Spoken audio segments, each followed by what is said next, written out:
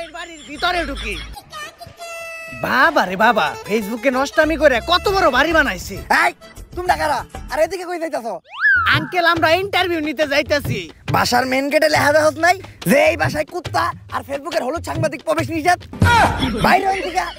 বাংলাদেশের সবগুলাকে বিসি জোড়া দিলে অতগুলো বিসি হইব না যতগুলো ফেসবুকে হলুদ সাংবাদিক আছে। কোন একটা নিউজ পাইলেই হইছে কুত্তার মতো জিবলা বাই করে আয় পড়ে। আঙ্কেল আপনি ভুল ভাবতেছেন, আমি ফেসবুকের কোনো হলুদ সাংবাদিক না, আমি অসময় টিভি থেকে আসছি। TV channel? সরি বাবা। আচ্ছা আঙ্কেল, এই বাড়ির মালিক আপনার কি হয়? আমি তো ওর বাবা। কি বলেন আঙ্কেল, আপনি একজন কাপড় ব্লগারের বাবা? আচ্ছা আঙ্কেল, আপনি যে একজন বউ ব্যবসায়ীর বাবা, এতে আপনার অনুভূতিটা কি? ওয়াক্ফ লজ্জা করে। আমি তো সমাজে মুখই দেখাইতে পারি না, এর লেগে আমার কেউ জিগাইলে আমি কই দিয়ে আমি কামলা দিয়ে খাই, আমার কোনো পোলাপান নাই। আঙ্কেল আপনি এভাবে বলতেছেন? জন্ম তো আমি দিতে চাই নাই, আসলে ওটা ভুল হয়ে গেছে। দুষ্টা তো আর আমার না।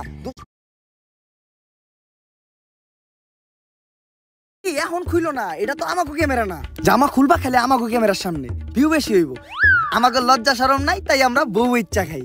তো ভাই আমরা শুনেছি কিছুদিন আগে ভুলবশত আপনাদের একটি লিঙ্ক ভাইরাল হয়েছিল, এই বিষয়ে যদি কিছু বলতেন। ভাই আজকে আপনার একটা গোপন কথা কই, লিঙ্কটা তো ভুলে ভাইরাল হয় নাই, ওই লিঙ্কটা আমরা দুইজন মিলা ইচ্ছা করে ভাইরাল করছি, তাই না বেবি? বেবি দুইজনে ভিডিওতে এত নষ্ট আমি করলাম, ভিডিওর ভিউ বাড়ানোর জন্য নির্লজ্জের সর্বনিম্ন স্তরে নেমে গেলাম, তারপরেও তো ভিডিওর ভিউ বাড়তাছে না। আমা করে কেউ চিনে না, আমগো কোনো টাকা ইনকাম হয় না, অভাবের সংসার, দিন আনি রাত খাই, এইভাবে আর কতদিন চলবো?